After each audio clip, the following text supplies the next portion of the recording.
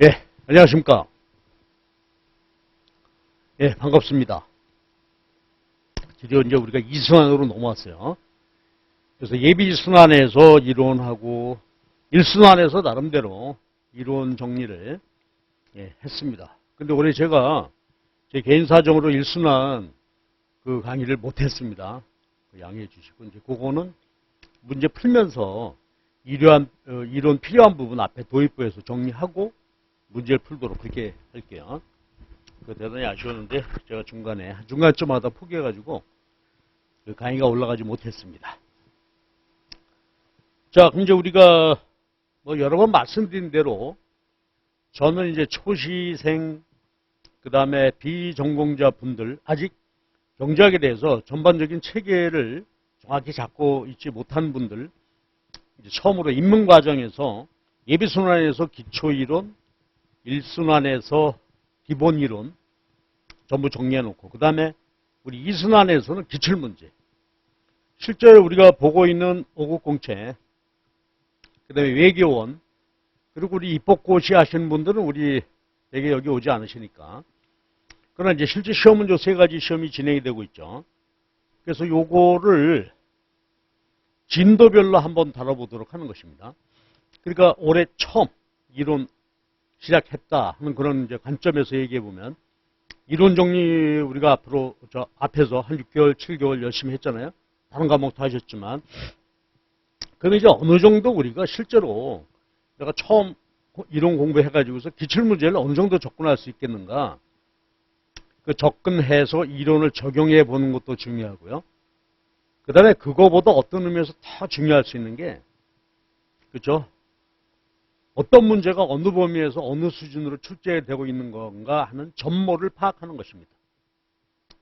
그럼 이제 우리가 앞에서 이론 정리가 제대로 되어 있었다. 어느 정도. 그럼 이제 기출문제를 보면서 이 정도면 그렇죠. 어느 정도 더 플러스 알파 해야 되겠다. 이런 부분에 대해서 그러니까 자기 선구안이 생기는 거죠. 야구할 때 보면 이거는 버리고 이거는 꼭 해야 되는 것이고 그 선구안이 생기게 되고요. 그 다음에 저는 이 문제 풀어보시면 아까 지금 제가 오면서도 또 한번 했는데 설왕설래 하는데 경제학에서 50점 맞았냐 60점 맞았냐 좋겠는데 논쟁을 한단 말이에요. 그러면 1년 고생해가지고 기출문제 풀어볼 때 내 생각에는 한 60 내지 70점 맞지 않을까 그런 생각을 해요. 물론 이제 교수님 책에 도움을 받아야 되겠죠. 이제 도움도 받고 문제 풀고 강의를 들으면서 그래 내가 한 60, 70%는 지금 현재 베이스에서 한번 접근해 갈 수 있겠다. 그 다음에 나머지를 이제 채워넣는 거죠. 교과서에서 모든 문제 유형대로 교과서를 만들 수는 없잖아요. 그래서 그런 여러분들이 자신감을 좀 갖는 그런 시간이었으면 좋겠다 하는 생각입니다. 그래서 스트레스 받지 말자. 그렇죠? 스트레스, 지금 이순환 강의, 기출문제 풀이 강의에 있어서는 오히려 즐겁고 재미있게 내가 얼마큼 풀 수 있겠냐. 이런 문제는 요 정도 적용을 해서 할 수 있겠구나 하는 자신감 갖는 과정이라고 생각하시면 좋을 것 같아요.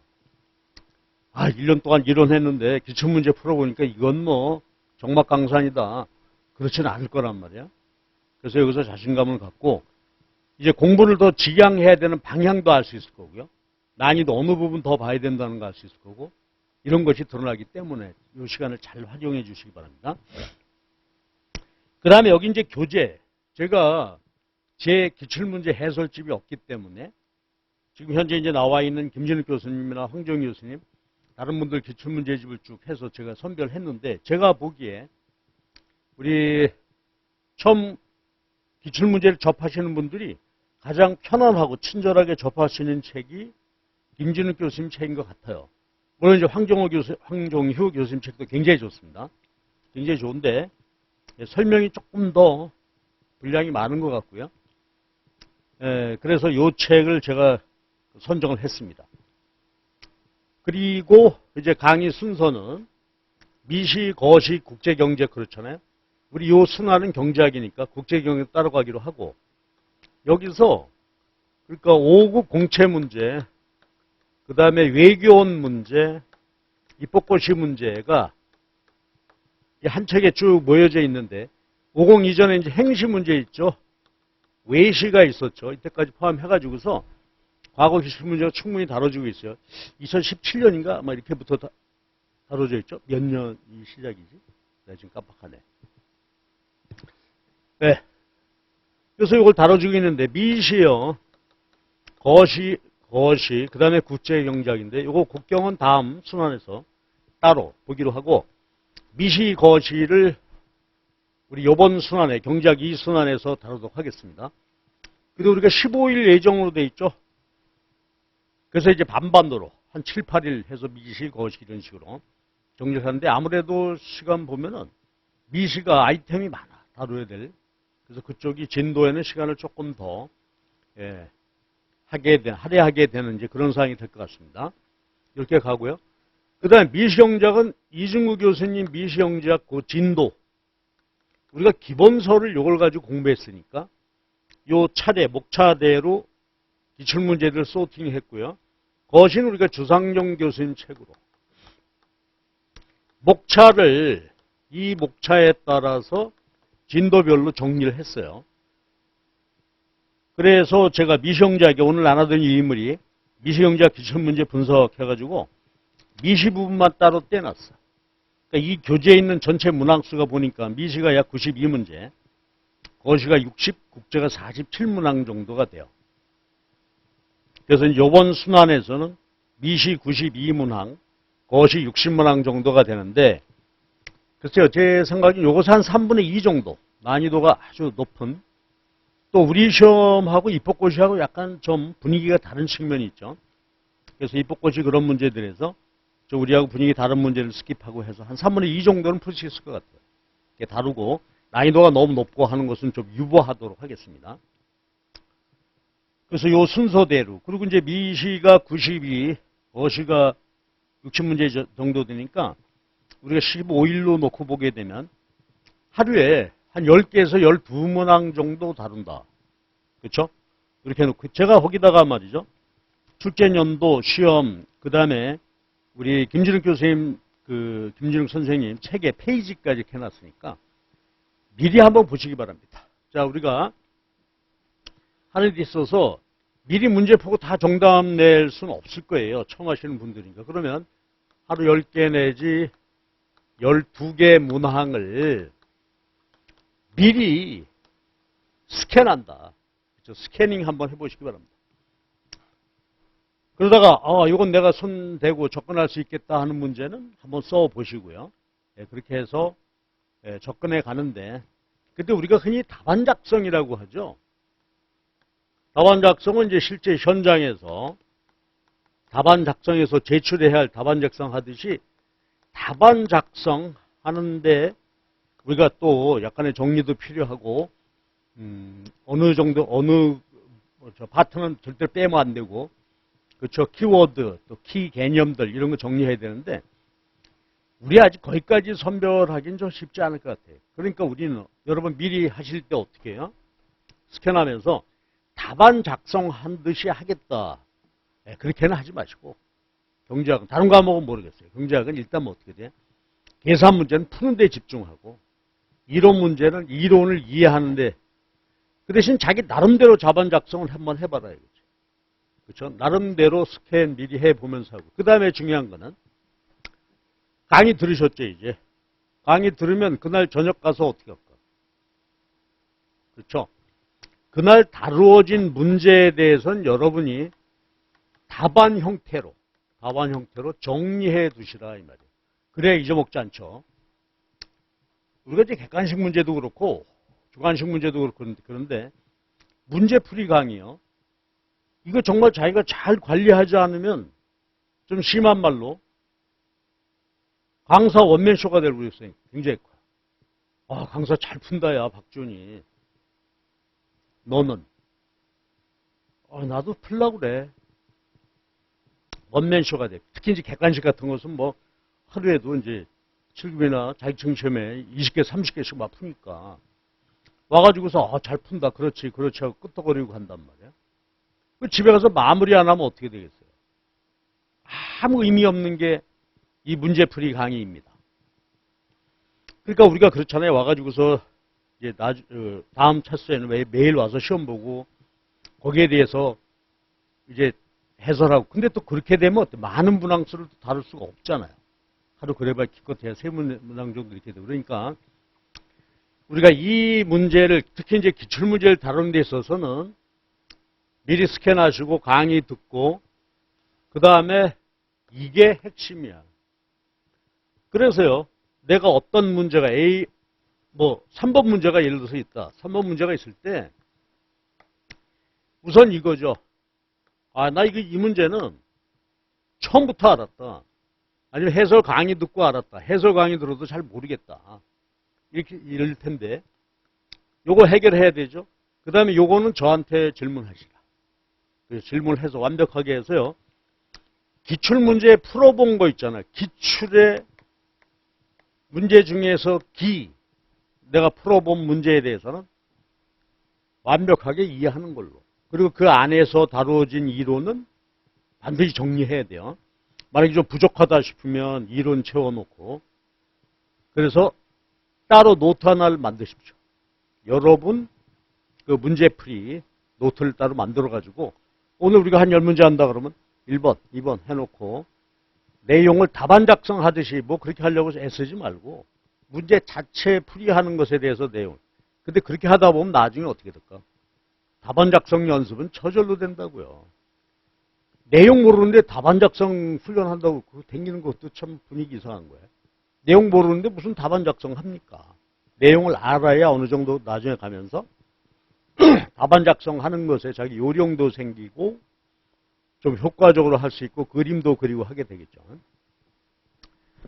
이거 복습 반드시 하셔야 돼. 그리고 하나 이제 중요한 거는 그림이야, 그림. 그림은 반드시, 그렇죠?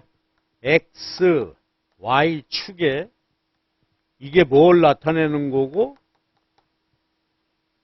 이게 가격이 균형 가격이고 노테이션을 일일이 써야 돼. 귀찮지만 일일이 써가면서 그림하는 것이 필요합니다. 그래야 자기가 인지하게 돼요. 됐고요. 그 다음에 수리적인 모형이 있다면 미안합니다. 수리 모형이 있다면 이건 완벽하게 정리해놔야 돼. 수리 모형, 그림, 그 다음에 그 안에 내용을 간단간단 메모해가지고서 이론의 흐름, 문제풀이 과정을 본인이 확실히 이해해놔야 돼요. 근데 복습한다고 다 알까? 잘 몰랐어. 강의 들어서 알았어. 복습해서 알았어. 2, 3일 있다 애프터 서비스가 반복적으로 이루어져야 된다. 그래서 이 강의 끝날 때 어떻게 돼요? 난이도가 높거나 해서 스킵한 문제를 빼놓고 나머지 내 생각에 한 60, 70%될 것 같은데 그 문제에 대해서는 내가 완벽하게 내가 해석하고 분석하고 나름대로 그렇죠. 그걸 가지고서 내 시험 공부하는 방향을 잡는 로드맵을 쓸 수 있도록 확실하게 정리하지. 기출문제 처음 공부하고 한 번에 끝내야죠. 내년에 뭘 또 풀어? 네, 그러니까 재수할 땐 딴 문제 풀어야 되잖아요. 2차 연도에는 딴 문제 풀고 실전 문제 풀어야 되잖아요. 그렇죠? 많은 문제 풀어야 되니까. 그래서 기출문제 하여튼 우리 예비순환, 1순환, 2순환, 기본 이론, 심화 이론 해서 뭐 똑같은 수업이죠. 사실 성격은. 됐고 여기서 기출문제 이렇게 정리를 해서 확실하게 정리를 기출문제 다룬 부분에 대해서는 끝을 보도록. 자, 그렇게 하십시다. 자, 그럼 제가 그 기출문제 분석해서 이준 교수님 그 목차에 따라 차례에 따라서 분류해 놨는데 한번 보고 갑시다, 미리. 근데 거기 보면 이제 1편에 미시경제학의 입문이다 해서 3문제 정도가 관련되는 것인데 여기는 기본적으로 수요 공급 이론이죠. 우리 시험에서는 여기 별로 안 나죠. 7급에서는 여기서 이제 아주 시험 빈도가 굉장히 많지만 여기서는 시장 균형, 탄력도, 수요 공급 이론의 응용, 그래서 세금, 보조금, 뭐 잉여의 개념 등등 이런 것이 다뤄지는데 여기 3개 다뤄져 있고요. 그 다음에 우리 시험의 하이라이트 중에 하나가 소비 이론이죠. 소비자의 최적 선택, 효용 극대화, 선택 문제가 5장에서 다뤄지고 있는데 관련 문제가 5문항 정도 될 것 같아요. 그 다음에 6장에 보면 소비자 이론의 응용 부분이죠. 소비자 선택 이론의 응용 부분. 우리 한번 생각해보면 뭐였지? 노동 공급이죠. 근로자 효용 극대화, 자본 공급, 저축자의 효용 극대화에 의해서 저축이 이루어지게 되고요. 그 다음에 그래서 거기 보면 쭉 소팅해 놓은 거 보면 이 시점 모형이라고 하는 게 자본 공급에 관한 얘기죠. 그래서 거기 보면 앞에 네 문제 정도, 1, 2, 3, 4번까지 정도가 이 노동 공급에 관한 얘기고, 아니다, 5번까지구나. 5번까지. 그 뒤에 부분들이 전부 두 시점 모형이에요. 그리고 맨 뒤에 12번을 한번 보시면 거기가 간접 효용함수 도출하는 거 현실 선호 이론 문제가 한 문제가 다뤄지고 있어요. 그러니까 현실 선호 이론이 본격적으로 다뤄지는 경우는 거의 없구나. 이렇게 보시면 되겠고요. 이렇게 되고. 그 다음에 7장이 이제 불확실성의 선택이죠. 소비자가 불확실성 하에서 의사 선택을 하게 된단 말이에요. 여기서는 주로 이제 폰 노이먼의 기대 효용 이론입니다. 기대 효용 이론이고, 그 다음에 이제 금융 포트폴리오 이론이 있었죠. 포트폴리오는 뒤에 금융경제에 가서 묶어서 거기서 다루도록 할게요. 그러니까 우리 7장 여기서는 폰 노이먼 모형에서 다루는 복권 보험 뭐 이거와 관련된 이야기죠. 불확실성. 자, 그럼 소비자 이론이 끝난 거예요. 그 다음에 이제 3편 이후로 넘어가면 생산자 쪽인데요. 3편이 생산 이론이죠. 여기는 생산 함수와 비용 함수, 장단기 비용 함수 도출.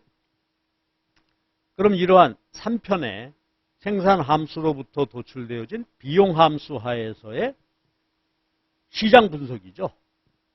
시장에서 기업은 이윤 극대화할 거란 말이에요. 그걸 분석인데 시장 형태가 완전 경쟁, 독점, 독점적 경쟁, 과점. 그렇죠. 예. 완전 경쟁이야 뭐 바닥에 빨려있는 기본이니까 그렇고요. 독점에서 문제가 그렇죠. 예, 그렇게 한 10문제 이렇게 출제가 돼요. 독점은 할 얘기가 많아. 그렇죠.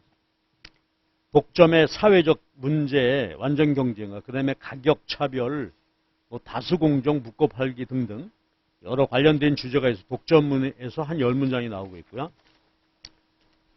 그 다음 13장 보면 어때요? 그렇죠. 과점, 복점 이론. 여기가 꾸르노, 슈타켈버그, 베르트랑 해서 이 문제가 여기가 난이도가 좀 높은 편이고 실제 풀어보면 그런 문제들이 이제 생사무시장이고 그 다음에 과점과 관련된 게 뭐예요?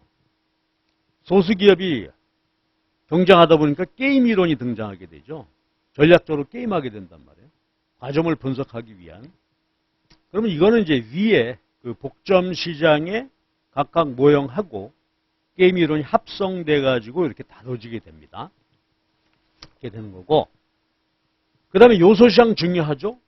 이제 생산무시장 얘기 끝났으니까 요소시장의 이윤극대화 고용. 그 다음에 요소시장도 4가지죠.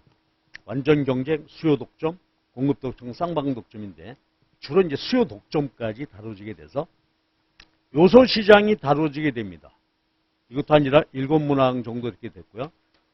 그 다음에 이제 후생경작 시장 실패죠. 후생경작에서 다루는 것은 뭐예요? 자본주의 시장경제체제, 완전 경쟁이라고 할 때 일반 균형이 형성됐을 때 그것의 후생경작적 의미. 완전 경쟁이면 파르토 최적이다. 그런 아주 이론적인 개념을 다루는데 이건 워낙 어려운 주제예요. 그래서 개념 정도로 간략히 나오고 마지막 이게 숨막히죠. 가장 많이 출제되고 있어요. 시장 실패.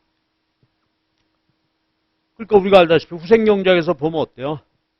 완전 경쟁이고 몇 가지 조건만 만족한다면 파레토 최적이다.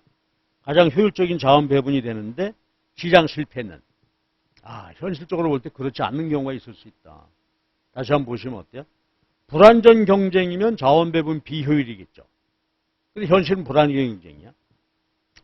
그 다음에 또 중요한 게 뭐예요? 완전 경쟁임에도 불구하고 비효율이 발생할 수 있어요. 어느 때? 외부 효과, 공공재. 그 2가지가 여기서 중요한 문제가 되죠. 그래서 거기 보면 공공재. 근데 공공재 문항수는 거기 보면 1에서 4번까지 정도가 공공재고 나머지 12개는 자원 배분의 효율성에 관한 문제란 말이에요.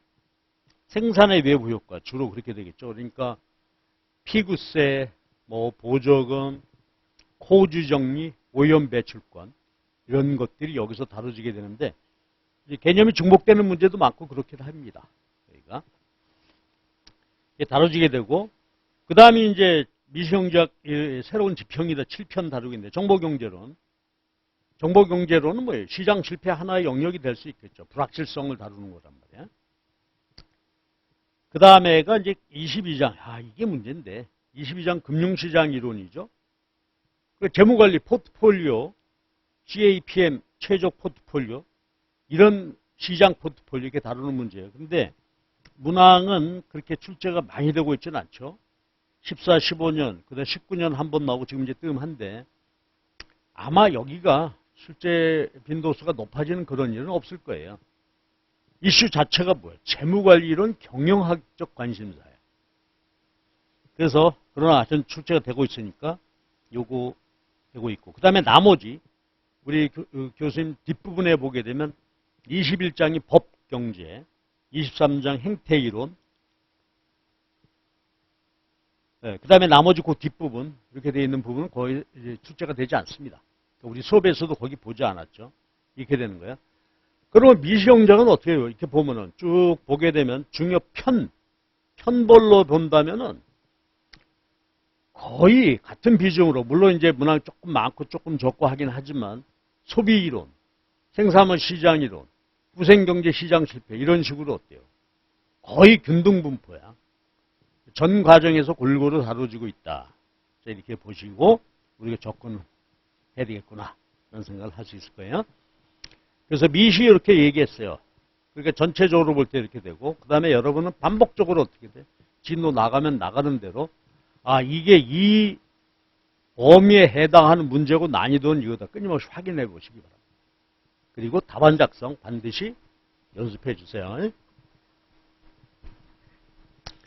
이거 끝나고 나면 여러분 올 1년 처음 하시는 분들도 내 기출문제 어느 정도 다룰 수 있고 내가 이제 제시되는 문제들을 어떤 각도로 접근할 수 있는지 내 아이디어를 가질 수 있겠다. 자신감 가질 수 있을 것 같아요. 재밌게 우리 한번 해보도록 하십시다. 자, 그러면 우리 이준 교수님 책 순서대로 제가 넘버링을 해놨으니까 이대로 한번 보시죠. 첫 번째 문제가 2008년 뭐 행시 이렇게 되는 문제인데 연도는 별로 여러분들이 크게 의미를 두지 마십시오. 과거에 나왔으니까 안 나오겠지. 그런 거 아닙니다. 과거에 나왔어도 미시의 중요한 주제는 10년, 20년 전, 저 대학 다닐 때나 지금 다닐 때나 똑같아요. 그래서 연도는 보지 마시고 다만 이제 보시면 이런 건 느낄 수 있을 거예요. 연도별로 보게 되면 똑같은 문제를 다루더라도 시험 문제 난이도 수준이 그렇죠. 출제 묻는 수준 자체는 과거에 비해서 지금 훨씬 더 난이도가 높다. 이렇게 보면 되겠죠. 자, 그럼 이제 기본적인 문제를 다루고 있는데요. 자, 이게 2008년도 행시 재경직 4번 문제입니다. 문제 한번 읽고요. 아주 재밌게 한번 진입해 보십시다. 예술 공연 관람 6만 원 내고 공연장에 갔는데 재미가 없어. 3분의 1쯤 지나자 그냥 나가야 돼 이거. 근데 나오기로 했다. 그 합리적인 선택. 요거의 문제 뭐죠 우리가? 경제적 선택에 있어서의 합리적 선택. 그래서 그거를 우리가 개념을 한번 정리해 보도록 하십시다.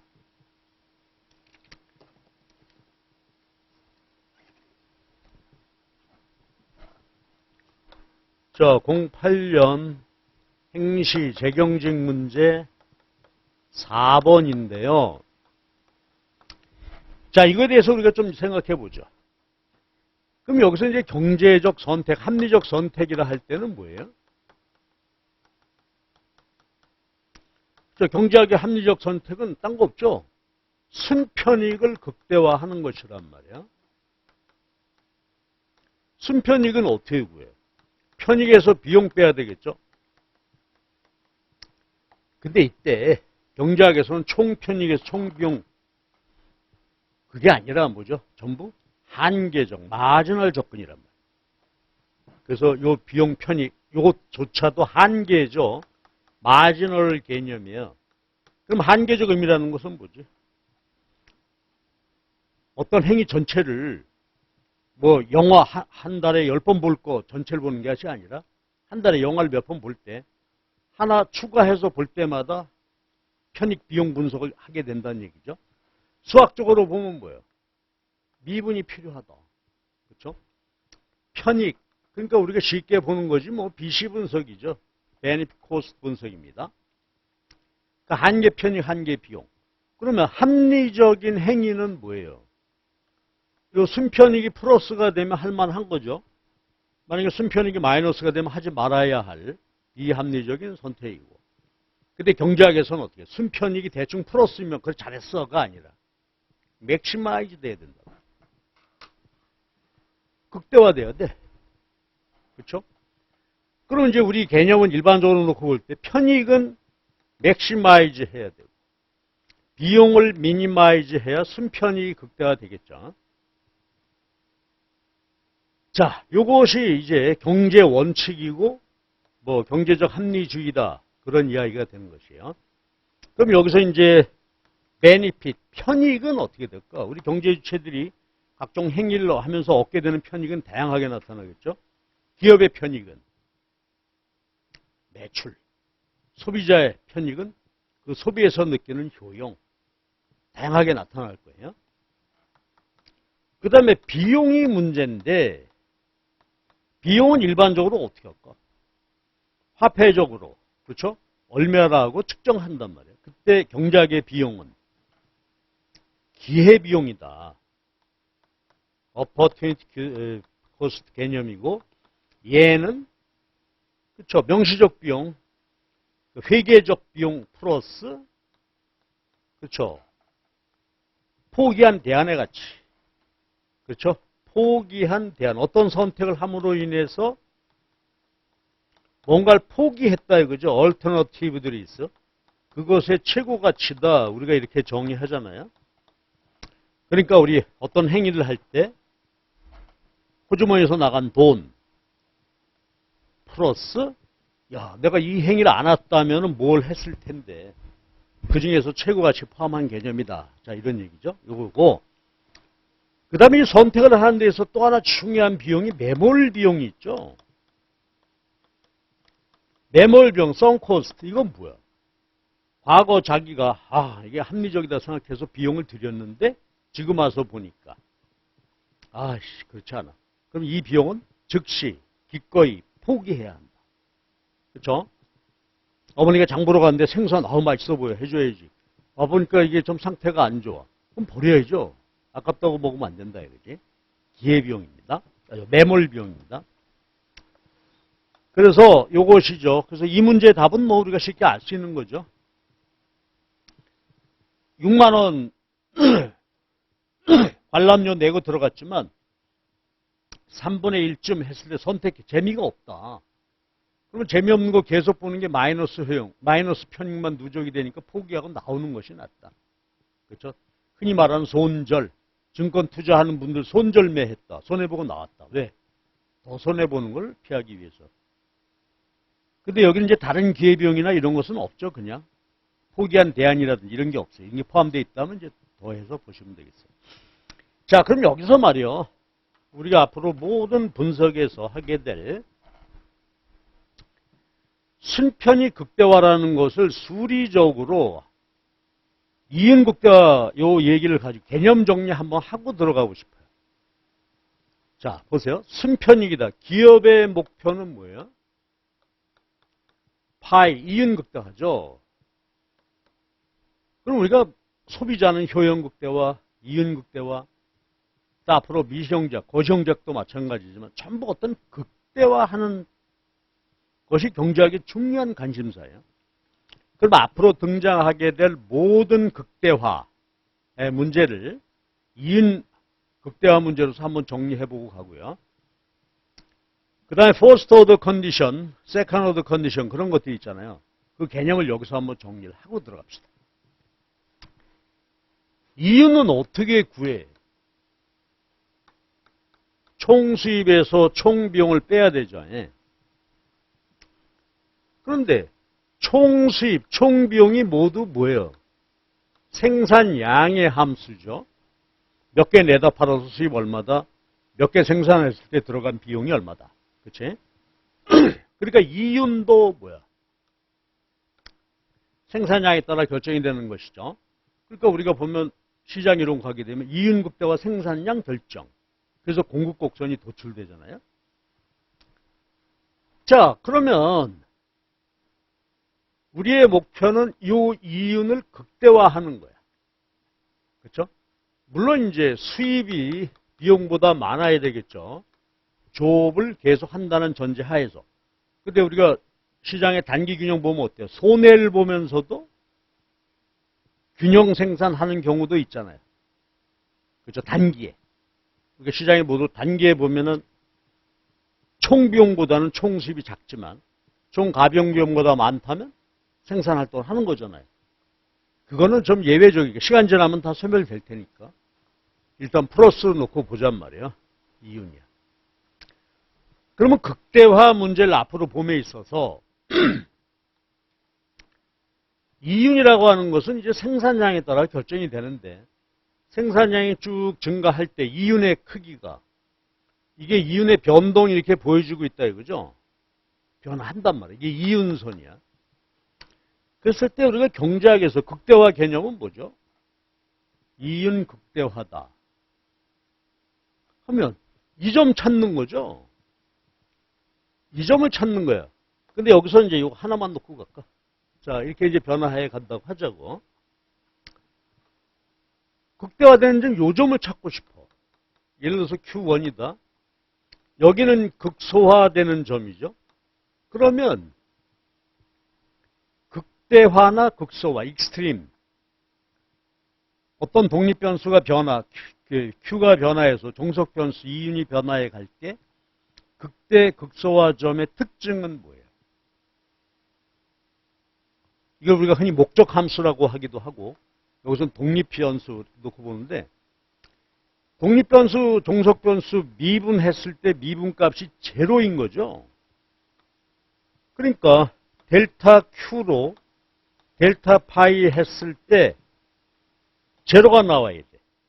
그럼 이것이 그림으로 보면 접선의 기울기 되잖아요. 그런데 이 점도 기울기 제로고 이 점도 기울기가 돼요. 그래서 우리가 이걸 뭐라고 부르죠? First order condition이지. 그러면 이윤 극대화되는 수량을 찾아냈다. First order condition. 요걸 Q로 미분했을 때 값이 제로일 때다. 근데 요것도 기울기 제로고 기울기 제로인데 요거는 이윤이 최소화되는 점이란 말이에요. 근데 극대점의 특징은 뭘까요? 자, Q1을 중심으로 해서 요거보다 생산량 작은 상태에서 늘려나갈 때 이윤선의 기울기가 어때요? 그렇죠? 이윤선 기울기가 감소하고 있죠? 극대점에서는. 근데 극소되는 점의 특징은 Q2를 중심으로 작은 생산량에서 늘려나갈수록 이윤선의 기울기가 어때요? 마이너스 제로 플러스에서 기울기가 점점 증가하고 있지. 그럼 이걸 말로 해봐봐. 그러면 극대화되는 점의 특징은 뭘까? 일개 조건. 우리가 흔히 풀어서 얘기본다면 필요 조건은 Q로 미분한 이윤선의 기울기가 0이고 충분 조건은 그 점에서 좌우로 놓고 볼 때 생산량이 증가할수록 기울기가 감소한다. 기울기 감소한다는 말은 뭐야? 이게 적은 상태에서 늘릴 때 이윤이 증가하다가 감소하는 거고 요 점에서는 감소하다가 증가하는 거죠. 이게 극대점이란 말이야. 그러면 이게 일개 조건이고요. 이윤 함수에 요거에 제로가 되는 점이 맥시멈 또는 미니멈이 되는 극대화점을 찾기 위한 일개 조건이다. 필요 조건이다. 근데 이계 조건은 뭐야? 이렇게 한번 미분한 게 이윤선의 기울기인데 얘를 한 번 더 미분해 보면 되죠. 자, 델타 Q로 이윤 함수를 Q로 미분한, 그렇죠? 이윤선의 기울기를 한 번 더 미분해 보자. 이게 2차 미분이죠. 그럼 얘를 대분수식으로 이렇게 정리해 보면 델타 Q 제곱 D 스퀘어 파이가 되는 거죠. 우리가 이런 이제 기호를 많이 써가면서 이론 정리했었어요. 그럼 이건 봐봐. 말 그대로 이계 조건이다. 세컨드 컨디션의 의미가 뭐냐면 요거 기울기잖아요. 이윤선의 기울기인데 Q가 증가할수록, 그렇죠? Q가 증가할 때 얘가 마이너스다. 그럼 뭐야?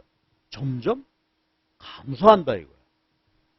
얘가 만약에 플러스다 그러면 Q가 증가할 때 이윤선의 기울기가 점점 증가하더라 이거지.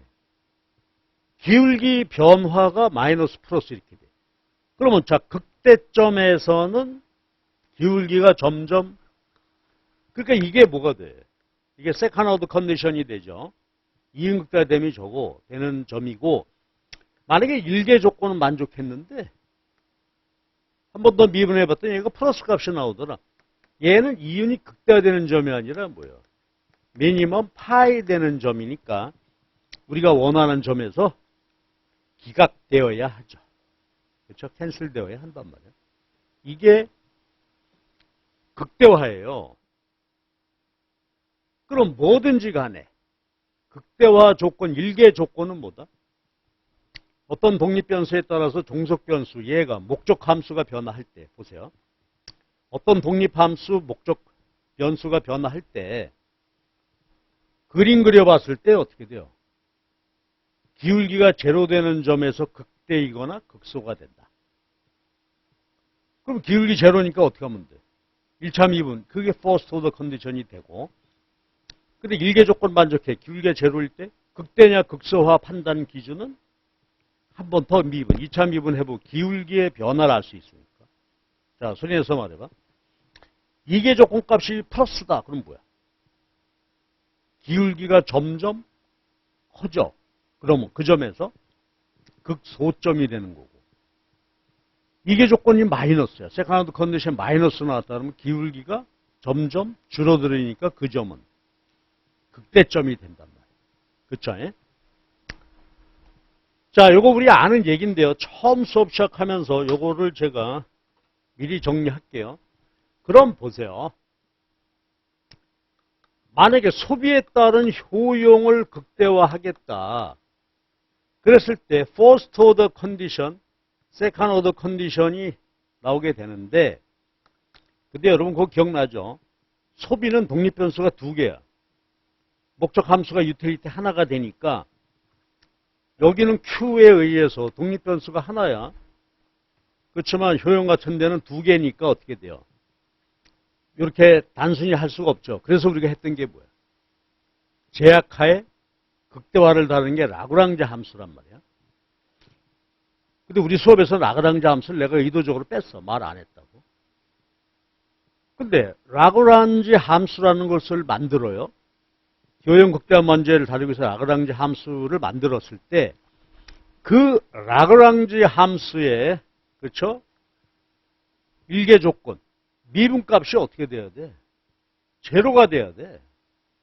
똑같은 개념이요. 요거 두 개, 동속변수가 두 개야.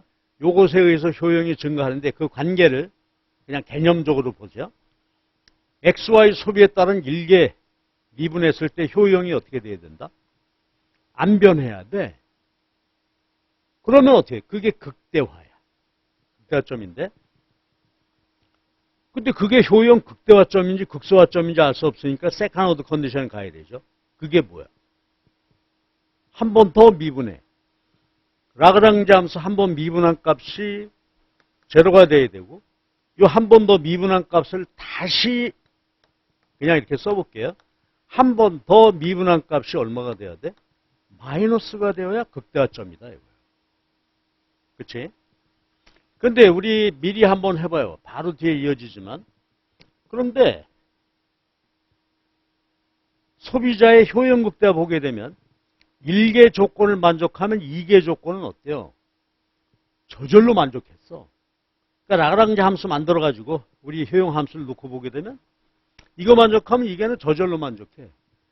그게 무슨 말이야? 1개 조건 만족하면 만족한다는 얘기는 1개 조건에서 도출된 MRS가 어때요? 체감하면 2개 조건 저절로 만족해. 그러니까 1개 조건 효용 극대화 찾아가면서 한계 대체를 체감하고 있다. 그러면 어때? 2개 조건 증명할 것도 없다 이거야. 그러니까 우리가 굳이 라그랑지 함수 가지고 2개 조건까지 증명할 이유가 없다. 또 시험에서도 2개 조건 증명하세요. 확인해 보세요. 그런 거 안 난단 말이에요. 늘 얘기지만 학교 중간 기말고사에서 다룰지 모르지만 그런 거죠. 그래서 모든 극대화 문제는 1개 조건, 2개 조건인데 1개 조건은 무조건 뭐야? 목적 함수를 독립변수들로 1차 미분한 값이 제로일 때고 극대화는 한 번 더 미분하면 마이너스, 극소화되는 점 한 번 더 미분하면 플러스가 될 때가. 그러면 독립변수가 두 개고 목적변수가 하나일 때는 어때요? 라그랑지 함수를 가지고서 제약 조건 하에 극대를 찾게 된다. 그렇죠? 그렇게 해서 정리를 하잔 말이야. 그러니까 우리는 앞으로 뭐든지 어디 가서든지 극대화하다 그러면 1개 조건, 2개 조건의 의미를 이렇게 보잔 말이에요. 그러니까 이것도 이렇게 보시면 좋아요. 개념적으로 볼 때 효용은 XY 소비할 때 효용이야. XY 소비할 때 효용이 변화하는데 얘 소비할 때 1차 미분, 퍼스트 오더 값이 제로이면 극대화점이 되고 한 번 더 미분해서 마이너스가 되면 근데 MRS가 체감하면 이게 조금 만족한다. 또 생산의 경우도 그렇죠. 생산의 두 요소를 가지고 생산한다. 노동과 자본 투입할 때 똑같은 논리가 되겠지. 똑같이 라그랑지 함수 만들어요. 퍼스트 오더 컨디션이 제로일 때 생산 최대가 되고 퍼스트 오더 컨디션이 제로일 때 극도이거나 극소가 되는 거고 2차 세컨 오더 컨디션 한 번 더 미분한 값이 마이너스가 되면 생산량 극대되는 점이 똑같다. 그래서 모든 극대화 문제는 퍼스트 오더 컨디션, 세컨 오더 컨디션 퍼스트 오더 컨디션에서 먼저 극치 요점을 찾고 세컨 오더 컨디션을 통해서 극대 극소를 판별하게 되더라. 됐죠? 그래서 극대화 문제를 제가 일부러 미리 한번 생겨봤어요. 그리고 요거 거기 해설 쭉 해놓으셨는데 근데 사실 어때요? 우리 여담이지만 이런 문제가 실제로 출제됐다. 답안 쓰기 난감하죠? 그렇죠? 뭐 어떻게 방향을 접어서 쓸 거야. 비용이 어떻게 되고 하는 것이니까 내용은 정확히 보시고 이제 여러분 앞으로 답안 작성 연습이 좀 필요하겠죠. 근데 이렇게 보십시다. 우리 김진욱 선생님 그 책을 쭉 공부하는 거니까 거기 요게 이제 말하자면 예시 답안, 모범 답안이라는 말은 있을 수 없죠. 그러니까 예시 답안으로 작성해 놨는데 이건 뭐예요? 김진욱 교수님이 쓴 답안이야. 그러니까 우리는 어떻게 돼요? 요걸 기준으로 공부를 하되 여러분들이 답안은 얼마든지 이 내용을 담고 여러분 스스로 작성해야 돼. 그러니까 내 말은 무슨 말이냐면요. 외워서 쓰려고 하는 건 안 된다. 이거죠. 그럴 이유도 없고 필요도 없다. 그렇죠? 개념으로 풀어야지. 여기서 쓴 대로. 그 대신 이제 목차 잡는 거예요. 여기는 1, 2, 3 이렇게 잡았는데 만약에 내가 잡았다면 어떻게 될까?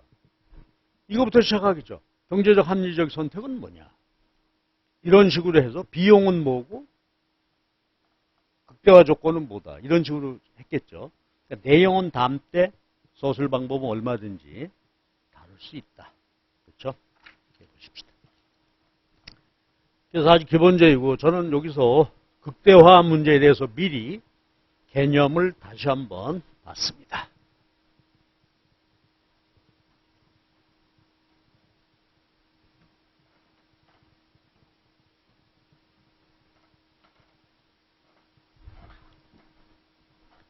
자, 이제 두 번째 문제, 2017년 외교원 문제입니다.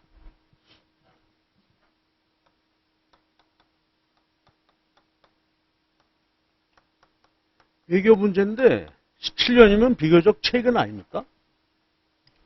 그런데 이렇게 아주 편안한 문제가 출제가 됐어요. 그러니까 변별력은 없겠지. 누구나 다 제일 썼겠죠. 자, 우리가 이제 문제에 접근하는 것입니다. 문제를 정확히 읽어야 돼. 그리고 이 출제자께서 어떤 뭘 묻는구나 이걸 알아야 되죠. 그래서 우리가 흔히 하는 말로 우리가 문해력이라는 말을 쓰죠. 문제 해독 능력이 있어요. 독해력, 이해력 하듯이. 자, 한번 읽어보자고. 근데 문제를요, 우리가 주관식 문제들은 어떻게 돼? 길지, 문제가. 요새 보니까 고등학교에서 애들 수능에 국어 문제를 보니까 한 페이지도만. 어마어마하게, 그렇죠? 한 번에 읽어야 돼. 그러니까 집중해서요. 한 번에 파악하는 거지 연습을 해야 돼. 폐쇄경제 A국, B국으로부터 무상원조를 받았대. B국으로부터 A국이 100개 원조 무상으로 받았는데 X제네요. X제는 A국 시장에서 효용이 상대적으로 높은 사람들에게 배분된다. 요거 스쳐 지나가는 것 같아도요. 이거 중요한 말이죠. 자, 보세요. 만약에 식량 원조다, X가 쌀이다. 그러면 누구한테 배분해야 돼? 효용이 높은 사람들, 어때? 저소득층. 자기 소득으로 쌀 소비할 수 없는 분들, 그런 분들한테 줘야 되겠지. 이 경우 직선이래, 수요 공급이. 그리고 이게 중요해. 완전 경쟁이고, 무상원조 X 100개는 A국 수요를 다 충족시키지 못한다. 뭔 말이야? 현재 A국의 전체 X제 생산 소비량 한 1000개는 되는데 그 중에 일부라는 얘기죠. 만약에 무상 원조 받은 게 국내 생산 소비량보다 많다면 어때? 자유자가 돼버리죠. 공짜로. 시장 균형이 사라져. 그냥 그거 공짜로 갖다 소비하면 돼. 균형이 없게 되죠. 자, 가야 돼. 첫 번째 질문. A국 소비자야, 소비자. 무상 원조로 공급 곡선만 이동한다. 수요 곡선은 변함이 없다고 하자. X제 가격 거래량이 어떻게 결정되는지 A국의 수요 공급이다. 자, 처음이니까 이제 문제 질문부터 이해해야 되겠죠. 소비자 관점에서 무상 원조로 공급 곡선만 이동했대. 그러면 이제 한번 보시자고요. 이게 X제 시장이고요. 이렇게 있어요. DS야. D죠. 도메스틱 디맨드고 도메스틱 서플라이. 이렇게 됐는데 현재 P0, Q0예요. 델타 X죠. 원조가 됐대. 근데 첫 번째 질문은 뭐냐면 수요 곡선 움직이지 않고 공급 곡선만 이동했다는 거라. 자, 그럼 어떻게 이해해야 될까? 공급. 우리가 알고 있는 게 말이에요. 시장 공급은 개별 공급의 수평합이죠. 우리가 보게 되면 마켓 디맨드, 예를 들어서 X다. 그러면 그렇죠. 도메스틱 서플라이하고 뭐야 이게? S라고 하고 원조된 게 원조로 공급된 거잖아요. 두 개를 더 해야 되지. 그래서 기억나요? 시장에서 우리가 공급 함수 도출할 때 두 공급자의 공급이 있을 때 두 개를 그냥 더 해버리면 되죠. 기억나십니까? 한번 해볼까? 개별 공급 함수가 똑같다고 놓고 볼게. 100 플러스 2인데, 2P인데, 두 명이 있다. 그때 마켓 서플라이 어떻게 구했죠? 한 사람이 가격 얼마 주어져 있을 때 100 플러스 2P니까 두 명이면, 그렇죠? 개별 공급량에다가 두 사람 곱하면 되지. 근데 개별 공급량은 100 플러스 2P가 되잖아요. 이렇게 이제 시장 공급을 함수로부터 도출되는 거죠. 그런데 요거 수요 곡선으로 한번 바꿔보실래? QP, 공급 곡선. 바꾸면 어떻게 되죠, 이게? P 이퀄. 그렇죠. 얘가 넘어가서 2로 나누어져야 되니까 마이너스 50에 플러스 0.5의 Q가 되잖아요. 그러니까 이건 개별 공급 함수고 요건 개별 공급 곡선이 됐죠. 절편이 마이너스 50이고 기울기가 0.5야.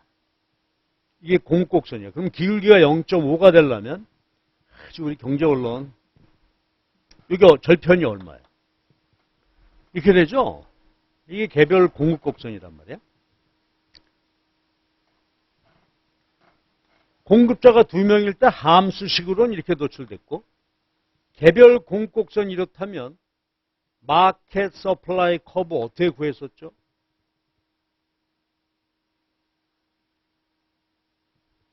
이걸 굳이 함수식으로 만들어서 곱해서 도출하고 다시 이거를 P로 정리해서 시장 소욕선 도출하고 깝깝하지. 여기서 해버리자. 어떻게? 그렇죠? 가격 제로일 때가 핵심이야. 가격 제로일 때 한 공급자가 100개. 절편은 똑같을 테고요. 두 명이면 200개. 세 명이면 300개. 그래서 어떻게 됐지? 마켓 서플라이 커브는 기울기만 공급자 숫자대로 만만하게 변화하니까 어떻게 구할까요? 마이너스 50 플러스 0.5 2로 나누어서 Q 하면 시장 공급 곡선이 되는 거죠.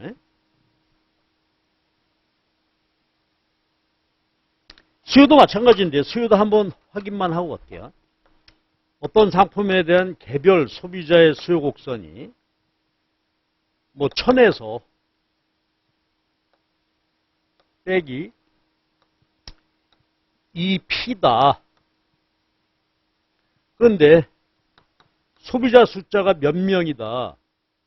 두 명이다. 그러면 어떻게 되지? 마켓 디맨드 펑션은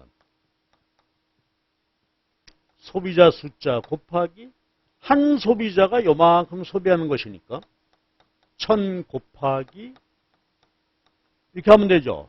두 명이니까 2000 빼기 4P가 마켓 디맨드 펑션이 되고 근데 우리 그림은 이렇게 안 그리잖아. 그렇죠? 수요 곡선식으로 그림 그리죠? 만들어 보실래? 수요 곡선식이 어떻게 되지? P로 정리해야 되니까 500 빼기 0.5의 QD가 되죠? 인디비주얼, 개별 소비자의 수요 곡선이란 말이야. 가격으로 정리해요. 그림. 절편이 500이고 기울기 0.5니까 여기 1000이 되겠네요. 이게 디맨드 커브야. 그럼 아까 공급에서 보세요. 절편은 그대로고 가격 제로 기준으로 그렇죠. 두 명이면 그래서 기울기가 완만해지듯이 이 경우도 보실래요? 절편은 그대로고 가격 제로일 때 한 사람이 1000개야. 두 명이면 2000, 3000 되게 되니까 이것도 어때요? 소비자 숫자만큼 기울기만 완만하게 변화한단 말이에요. 그렇죠? 그럼 마켓 디맨드 커브는 빼기 0.5에 지금 두 명이라고 했으니까 자 이렇게 도출되는 것입니다. 요거는 이제 요 문제하고 지금 별도 주제죠. 그래서 개별 수요 공급 함수로부터 수평합, 기울기, 숫자만큼 완만하게. 자, 요거 우리가 알고 있단 말이에요. 그럼 이제 저 문제로 돌아가서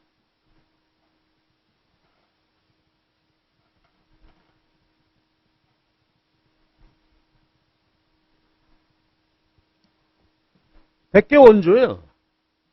그럼 이 나라 공급 곡선이 이렇게 주어져 있다면 지금 했던 논리야. 그럼 현재 균형에서 이제 몇 개가 들어왔다고요? 외국에서 공짜로 들어왔어. 그 공급 곡선이잖아. 그림 그려보면 어떻게 될까? 무상이니까 100개가 되겠죠? 하여과 관계없이. 원조야, 원조. 그러면 국내 시장 공급은 어떻게 될까? 수평합이야. 그렇죠? 현재 가격 요만큼에다가 뭐 100을 더 있죠? 그러니까 공급 곡선이 어떻게 돼? 정확하게 우측으로 100 됐죠? 예. 그렇게 된 거야. 그럼 이제 마무리 하십시다. 그러면 공급이 100개가 무상으로 증가해서 도메스틱 서플라이 커브가 우측으로 100만큼 이동했어요. 100. 그러면 새로운 균형은 여기지 않습니까? 그럼 원래 균형하고 보면 가격이 내리고 시장 전체 거래량이 증가했는데 어때요? 시장 전체 거래량 증가분은 원조 받은 것보다는 작지. 원조 받은 것보다는 작아. 왜 그래? 그렇죠. 수요 곡선이 수평이 아니기 때문에 그래요. 우양하기 때문에 그렇게 되죠. 그래서 결과는 뭐죠? 가격이 내리고 시장 균형 거래량이 이렇게 증가했습니다. 이때 국내 소비량은 증가했어요. 국내 소비는 증가했는데 domestic supply, 국내 공급 한번 챙겨주실래요? 국내 공급은 어떻게 된 거야? 가격이 내렸죠? 국내 공급량은 요거죠? 그러니까 봐봐. domestic supply, domestic demand 요거니까 여기서 요만큼이 원조 100개가 되겠죠? 그러니까 결론은 뭐야? 가격이 내렸다. 국내 소비량 증가했는데 원조량만큼 증가하진 않는다. 왜? 국내 공급자의 생산량이 줄어들므로. 그렇죠? 그래서 국내 공급량 감소, 소비량 증가, 가격은 내리고 이렇게 됐단 말이에요. 이게 첫 번째 질문이에요. 두 번째. 이번에는 생산자야. 그 소비자 입장에서는 이렇죠. 마음이 훈훈해졌어. 싸고 나 많이 소비할 수 있게 돼. 생산자는 뭐 어떻게 되는지 잘 모르겠어. 두 번째 질문이 생산자 관점이에요. 무상원조로 수요 곡선만 이동했대.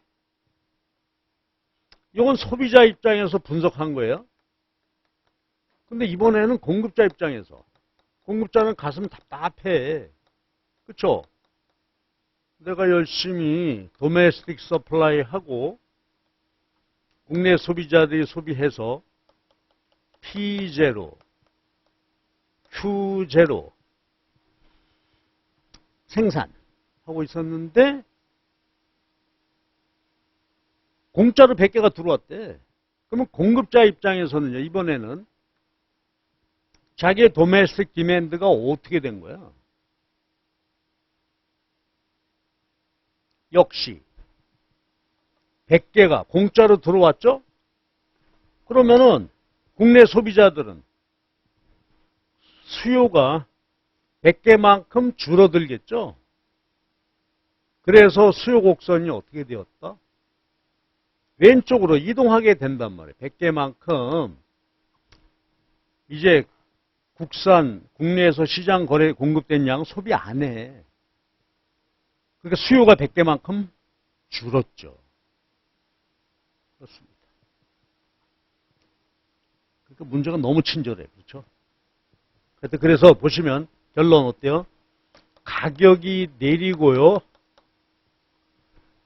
자, 가격이 내렸어요. 그러면 국내 수요, 여기 봐봐. 도메스틱 디맨드가 감소했다. 이 말은 무슨 말이야? 국내 생산물에 대한 수요가 줄어들었다는 얘기죠. 요만큼 줄었고요. 국내 생산은 그대로야. 요만큼 원조 받은 걸로. 그렇죠?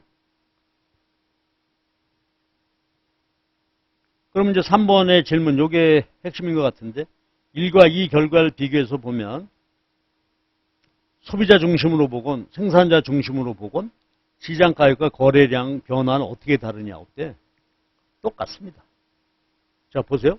가격 하락분 똑같을 테고 100개 들어왔으니까 국내 생산, 국내 소비. 국내 생산, 국내 소비량이 다를 수 없죠. 똑같게 되겠습니다. 그래서 아주 평이한 문제가 이렇게 되어 있고요. 그 다음에 거기 해설해 놓으신데 나 같으면 그냥 이렇게 답하겠어요. 그림 그려서 이동했다 100개 이렇게 하게 되겠는데 거기 이제 수식을 썼는데요. 보세요. 요건 우리 이중우 교수님 미시영작 책에 있는 얘기예요. 수요곡선이요. A-BQ고 요거 수요곡선입니다. 공급곡선이 알파 플러스 베타죠. 곡선식으로 주던지 아니면 함수로 주던지 똑같이 씁시다. P이던지 공급함수를 알파 플러스 베타의 P이던지 이렇게 됐죠. 여기 노테이션은 별개입니다. 별개. 그럼 만약에 수요 곡선과 공급 곡선만 주고 균형 찾기 혹시 기억나요? 이제 요걸 균형 찾는 것은 요것과 요것을 갖다가 놓고 Q로 정리하겠잖아요. 근데 공식처럼 어떻게 돼? B 플러스 베타 기울기죠. 요거 더한 게 분모가 되고 분자가 A 플러스 알파가 돼. 알파가 되고. 자, 그 다음에 수요 함수와 공급 함수로 주어졌다. 자, 이 노테이션 값은 이거하고 관계없는 거예요. 이렇게 놓고 봤을 때 균형 가격이 되겠죠. 어떻게? B 플러스 베타, A 플러스 알파 이렇게 된다는 거예요. 한번 수요 공급 함수 곡선 식 써놓고 한번 확인해 봐봐. 그럼 당연히 뭐 이렇게 나오겠죠. 근데 우리는 이거 외울 필요 없죠. 이런 거 해가지고 공식에다 대입해서 답 쓰고 그럴 필요 없이 그냥 어떻게 돼? 균형일 때 얘하고 같다. 그래가지고 바로 답을 써주면 되니까 그 공식으로 외울 필요는 없습니다. 근데 우리 교수님 답을 보면 요 공식을 이용을 해서 했어요. 그럼 제가 말만 하고 갈 테니까 여러분 한번 보세요. 거기 466페이지에 밑에서 두 번째 줄 봐봐. 밑에서 다섯째 줄 봐봐. 균형 찾는데 P0 이꼴이고요. Q0가 그렇게 돼 있잖아. 그 밑에 보면 원조 받았을 때 분모가 A 플러스 B, AC 플러스 100 이렇게 된단 말이에요. 그렇죠? 이런 식으로 간 건데 여기다가 100개를 넣고 빼고 했는데요. 이거 오히려 더 골치 아파. 이렇게 하지 말고 만약에 이 문제가 나왔다면 어떻게 한다? 최초 균형 해놓고 좌표점 찍어가지고 여기서 여기가 100이다. 결론은 똑같다. 이렇게 하시는 것이 좋을 것 같아요. 하나만 더 하고 갈게요. 이게 이제 이런 식으로 어떤 여건 변화에 따른 분석을 수요 공급 이렇게 했는데 이거를 수업에서 했던 건데요. 우리가 나중에 무역이론에서 많이 사용할 테고 할 때 그냥 부분 균형 분석 개념만 한번 보십시오. 자, 이게 XJ 시장이 균형이 이루어지고 있어요.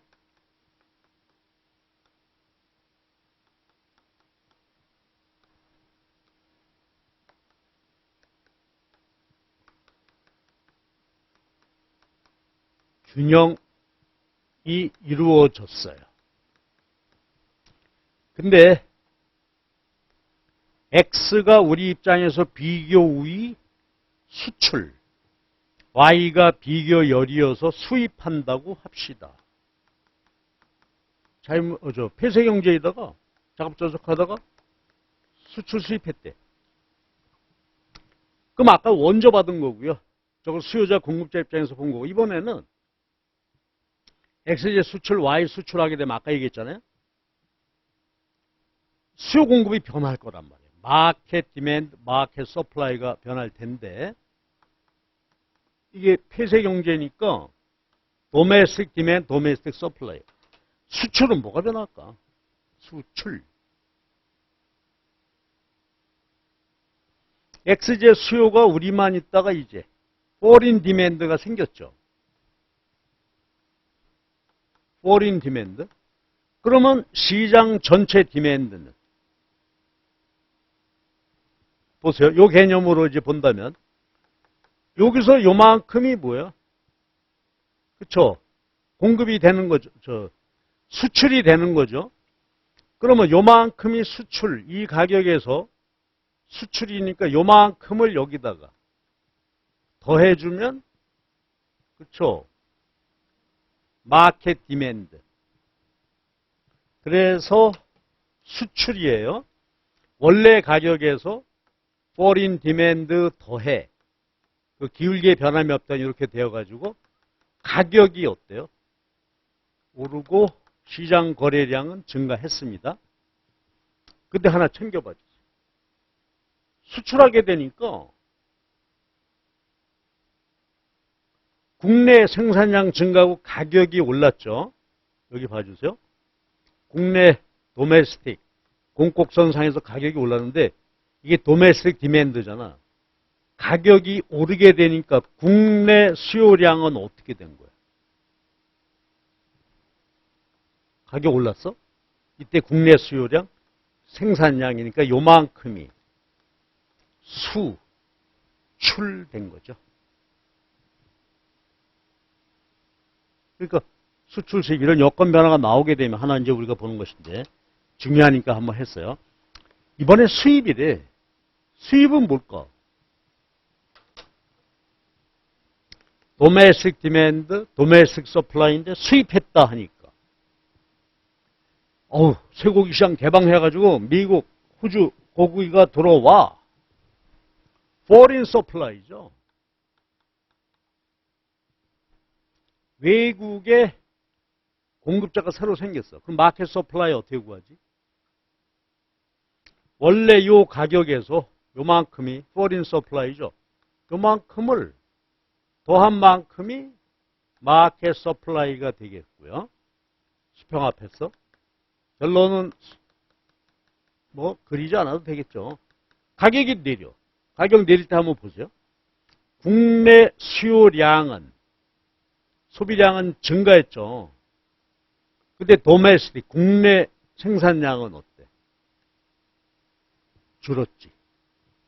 그래서 국내 소비 증가, 국내 생산량 감소해서 요만큼이 수입이 되는 것이다. 그래서 간단하게 시장 여건 변화에 따른 변화 이렇게 봤습니다.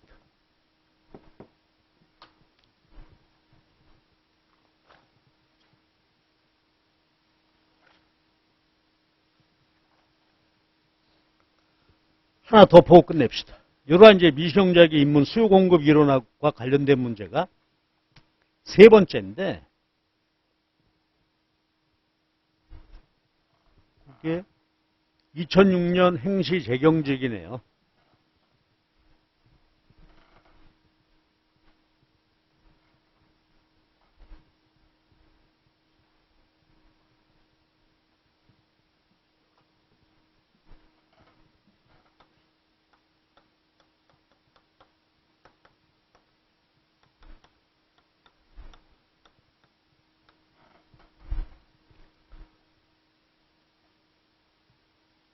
빨리 한번 볼까요?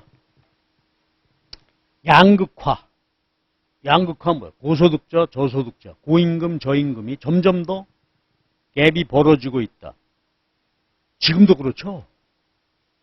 이게 2006년인데 20년이 거의 20년 지난 지금도 이게 완화되었다고 보기가 쉽지는 않습니다. 그럼 첫 번째, 양극화 원인 특징. 특히 우리나라의 경우 기업 규모별 임금 격차가 확대되고 있는 이유를 쓰세요. 이건 여러 가지 이제 여러분은 그렇죠? 현실경제 상식에 의해서 써야 되겠죠? 마지막으로 보기로 하고. 두 번째, 여기 초점 맞춰봅시다.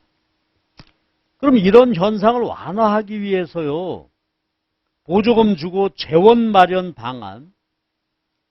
그래서 이 도와주기 위해서 양극화되는 저소득층을 재원이 필요한데 조세 정책 수단이 시행됐다. 세금을 통해서 재원 마련하려고 한다. 근데 세금 매기는 형태가 두 가지 케이스를 놓고 있어요. 세금을 부과하는데 수요 함수가 7 빼기 0.02Q고요. 총 비용 함수가 Q 플러스 0.04 Q 스퀘어. 근데 이 상태에서 생산물 단위당 1.2원 종량세를 부과했대. 그렇죠? 단위당 1.2. 두 번째 정리해 놓을까? 사치제에다가 세율에서 5포인트 인상했대. 사치제 세율을 어떻게 했다고? 5%포인트 인상했대. 근데 모든 품목에 대해서, 모든 사치제에 대해서 똑같이 세율을 5%포인트 올렸다. 그래서 친절하게 예를 주셨죠. 지금 현재 세율이 15%인데 모든 사치제 상품에 대해서 20%로 올렸다. 이러한 것이 모든 품목에 대해서 동일한 세율로 올린 것이 바람직하냐 하는 질문이에요. 그럼 질문이 내용이 다르지. 1번은 뭐야? 얼마나 이렇게 됐을 때 가격은 얼마나 올랐고 수량 변동분은 얼마냐. 이걸 구하라는 얘기예요. 근데 구체적으로 좋네. 세금 매기니까 가격은 올랐을 테고 생산량은 줄었을 것이다. 그렇죠? 요거 얼마냐 구하라는 거고. 이런 방식이 바람직하냐 이거야. 자, 어때? 느낌이 와요? 이거 우리 금방 할 수 있겠지, 이거는. 그림 그릴 줄 알죠? 압니까? 분석. 요거는, 이게 뭘까? 그럼 문제를 잘 읽어보시면 말이에요. 뭐라고 되어 있냐면, 모든 재화에 대해서 일괄 적용했다는 것이 이 문해력. 그렇죠? 이 문제를 읽을 때 핵심이란 말이에요. 모든 사치제에 대해서 똑같이 5%포인트 올렸구나. 그게 바람직하냐. 그렇죠? 그러니까 모든 것에 대해서 동일세를 올리는 것이 바람직하냐. 그럼 요거는 뭐예요? 바람직하냐 하는 말은 사회후생을. 그럼 문제의 취지상 뭘까? 모든 재와 똑같은 세율을 매기는 것보다 각각 소비재에 대해서 다른 세율로 매기는 것이 더 낫지 않을까? 그거 판단해 보라는 얘기죠. 그렇겠죠? 문제야. 그래서 우리가 세금을 매길 때 요거예요. 요거는 단일 재화에 세금 매길 때에 대한 질문이에요. 어떤 한 재화. 그 다음에 부가세 같이 세금을 딱 매길 때 부가세율 10%잖아요. 그러면 두 번째 질문은 뭐지? 시장 거래되고 있는 모든 재화 부가세율을 똑같이 10%에서 12% 올리는 것이 바람직할까? 그냥 직관적으로 보더라도 여러분 어떨 것 같아요? 뭔가 다르게 매겨야 될 것 같아. 다르게 매긴다는 것의 초점은 뭘까? 탄력도입니다. 그렇죠. 탄력도. 그러니까 우리가 재정학을 하지 않아서 그래서요. 이건 사실 재정학적인 이제 질문인데 그런 거예요. 그럼 다시 한번 정리해 볼게요. 단일 품목, 종량세, 부가세 같은 거 단일 품목 매길 때는 뭐예요? 자중 손실이 발생을 한다. 여러 재화에 매길 때 단일 세율로 매기는 건 옳지 않다. 차등 세율로 세금을 매기는 것이 좋겠다. 아주 경제 원론 기본적인 내용입니다. 1번부터 갑시다. 자, 요거는요. 저랑 같이 그림 한번 그려요. 아주 기본적이기 때문에 챙겨보는 게 좋아. 수요곡선이 절편이 7이고 기울기가 0.001에 기울기 0.00이면 여기 얼마 좌표점이 나왔겠죠. 그 다음에 수요곡선은 줬는데 공급곡선 얘기를 안 하고 비용함수를 줬네요. 총비용. 자, 이거 우리가 알죠.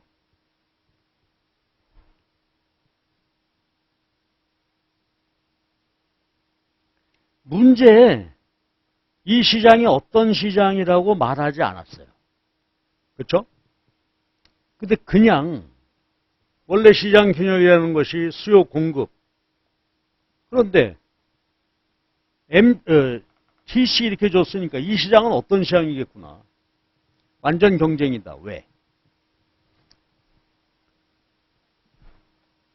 자, 이거 MC 구해볼게요. MCQ로 미분하는 거죠. 그러면 1 플러스 0.08의 Q가 되죠. 그러면 MC가 뭐가 돼? 절편 1이 되고 기울기가 그쵸? P 이퀄 MC죠. 완전 경쟁일 때는 가격하고 MC가 같아. 그러니까 공급곡선을 주는 것입니다. 그러니까 우리는 수요곡선 주고 총비용이 얼마요? 그러면 이건 뭐다? 완전 경쟁 시장이로구나. 그렇게 해놓고 풀면 된단 말이에요. 그렇죠?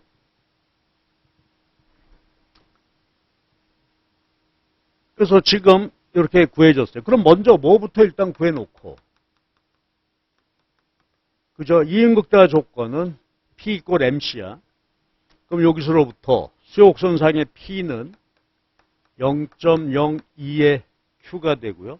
MC 같아야 되지? MC 1 플러스 0.08의 Q. 그래서 이것으로부터 Q가 도출되겠죠. 그래서 구해보니까 Q가 60개야. 가격이 5.8이 나와. 60개. 요 Q를 여기나 대입해서 P를 구할 수 있겠죠. P가 5.8이야. 계산이 아주 귀찮게 나오고 있죠. 소수점으로 이렇게 나왔어요. 그래서 5.8 60개. 생산물 단위당 1.2 종량세를 부과했습니다. 그럼 문제 다시 읽어볼게요. 근데 세금을 한 단위당 1.2원 세금이 부과됐다. 가격 생산량 어떻게 됐을까 하는 얘기인데 우리가 간접세죠. 종량세. 간접세는 생산자, 소비자 누구에게 부과하는 것이 일반적이다. 또 누구에게 부과해야 옳다. 생산자, 소비자. 그렇죠. 소주라고 해봐. 소주. 소주가 아니고 뭐 일반 물건에다 맞춰. 소비자는 그렇죠. 한 명 한 명이잖아. 100개 소비했다. 1인당 한 개 100명이지. 어떻게 소비자 100명한테 세금을 걷냐. 그러니까 물품세는 공급자한테 한 방에 걷는단 말이에요. 몇 개 파셨어요? 100개. 한꺼번에 걷어간단 말이에요. 종량세는 공급자에게 부과한다. 이걸 우리가 뭐라고 표현해요? 공급자에게 법적 귀착이 있다 이거야. 고지서가 공급자한테는 날라가. 자, 그때 우리가 요 간접세에서 나타나는 게 뭐죠? 전가. 공급자, 네가 세금 내. 근데 공급자가 어떻게 했다고? 소비자한테 떠넘겨. 소비자에게 전가해. 그럼 법적으로 1.2원 내라 그랬는데 소비자에게 전가했으니까 경제적 기착은 다르겠죠. 예를 들어서 법적 기착 공급자 1.2. 그래서 소비자에게 1 떠넘겼어. 소비자 귀착이 1이고 공급자는 0.2. 그렇죠? 달라지게 된단 말이에요. 이게 전가와 귀착이에요. 간접세는 이런 일이 생기게 돼 있어요. 그러면 요거 한번 봐주실래? 공급자에게 세금 부과할 때 전가. 그럼 봐봐. 공급자는 지금 현재 5.8원을 받고 팔고 있어요. 5.8인데 60개 현재 요거 그대로 유지하면서 가격을 얼마 더 받고 싶다? 1.2. 그쵸? 예. 그래서 고스란히 소비자에게 1.2를 떠넘기고 나는 60개 그대로 팔고 세금 1.2를 난 한 푼도 부담하지 않겠다. 전가란 말이에요. 그럼 그림으로 보면 어떻게 돼요? 자, 보세요. 종량세니까 한 개당 일정해. 그럼 이게 1.2만큼 평행이동했으니까 절편이 어떻게 됐죠? 종량세만큼 증가한단 말이에요. 절편 증가야. 그럼 이게 MC야. 그럼 이제 MC가 절편이 증가하게 되니까 어떻게 될까요? 1.2를 더하게 되면 9.2. 아니다. 잠깐만. 공급곡선 어디 갔냐? 아, 여기다. 여기. 그러면 공급자가 1.2 세금을 소비자에게 전가하고 싶다? 2.2가 되겠죠? 기울기는 그대로야. 그러면 이번에는 그쵸?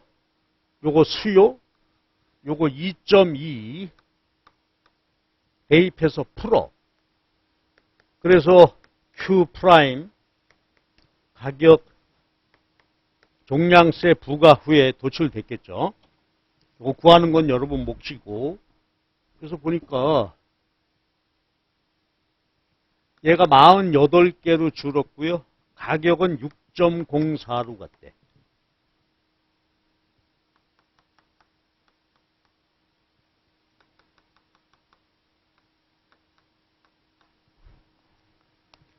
이게 종량세가 공급자에게 법적 기착될 때의 균형 이동입니다. 자, 공급자에게 종량세 부과되면 어찌 된다? MC 증가, 공급곡선으로 줬다면 공급곡선 상방이동, 현재 균형점에서 전가, 종량세만큼, 그래서 균형 이동하게 됩니다. 절편이 증가하는 거예요, 공급곡선. 자, 그럼 우리가 마무리할 게 있어요. 그러면 제 질문인데요. 공급자는 최초 1.2 종량세 부과됐을 때 요 1.2를 누구에게 다 떠넘기고 싶었어. 소비자에게. 그러나 시장 가격은 5.8에서 1.2니까 6, 7인가요? 7까지 오르질 않아. 여기밖에 안 올랐어. 그치? 그럼 보세요. 요만큼 1.2 전가하려고 했는데 소비자에게 전가한 액수는 요거밖에 안 되죠? 요거 소비자한테 전가했어요. 얼마? 2.4. 그렇죠? 2.4 맞나? 6.04에서 5.8을 빼면 얼마야? 어렵다 이거. 어?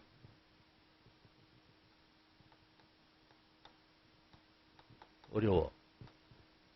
빼면 2. 0.24밖에 안 됐네.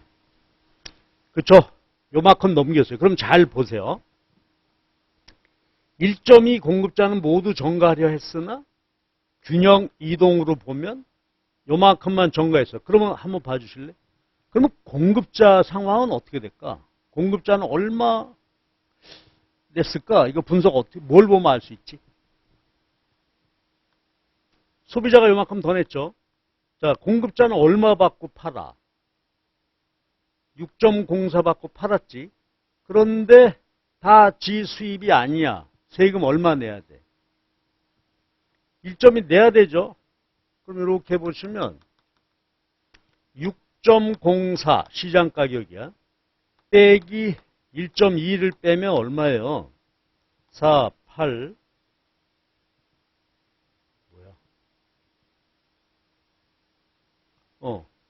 4.84요? 그렇지. 그러니까 보세요. 그림으로 계산은 여러분 정확히 해주시고 가격 올랐어. 가격 상승분 요거는 소비자 부담이고 그 다음 봐봐. 요점 4.84 요거 이름 한번 붙여줄래요? 4.84를 뭐라고 말할 수 있을까? 받았어? 세금 냈어? 받은 거니까 자 요거요. 세후 공급 가격. 1점이 세금 내고 난 다음에 공급자가 받은 가격. 그렇죠? 세후 공급 가격이 여기야. 그러면 공급자가 부담한 액수는 얼마예요? 최초 시장 가격 5.8에서 뺀 나머지 요만큼은 공급자가 부담했겠지. 이게 전가와 귀착이야. 1.2 세금이 이렇게 됐어요.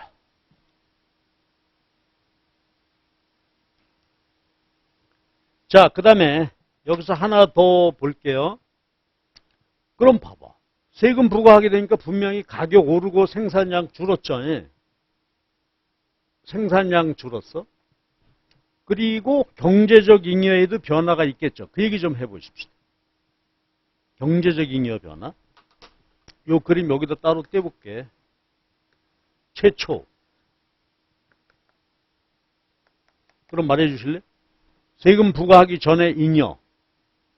소비자 잉여. 요 아래 면적이죠. 생산자 잉여. 요 위에 면적이야. 세금 1.2가 부과됐어요. 새로운 균형이 이렇게 바뀌었어요. 답해 주세요. 요건 뭐라고? 조세 부과에 따라 시장 가격이 올랐고 요거는 시장 가격에서 세금 뺀 나머지 뭐야? 공급자 세후 공급 가격이. 그러면 아주 뭐 많이 다뤄지는 중요한 얘기죠. 소비자 잉여, 경제적 잉여. 어찌 됐습니까? 소비자 잉여는. 자, 세금 부과하기 전 수요 곡선 아래 면적이죠. 세금 매기니까 소비자 시장 가격이 올랐고 소비량이 줄었지. 요 면적만큼 소비자 잉여가 마이너스죠. 자, 그 다음에 보실래? 생산자 잉여는 어찌 되었을까? 최초 여기 공급곡선 위의 면적이 생산자 잉여였겠죠?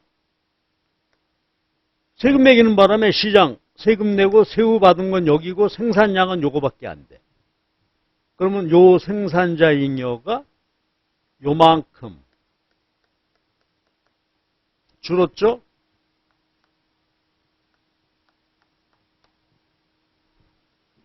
그러면 결론은 여러분이 내주실래? 그러면 경제적 잉여는 어떻게 된 거야? 소비자 잉여가 요만큼, 생산자 요만큼, 두 개 합친 만큼 줄었나요? 자, 내가 여쭤볼게. 요게 뭘까?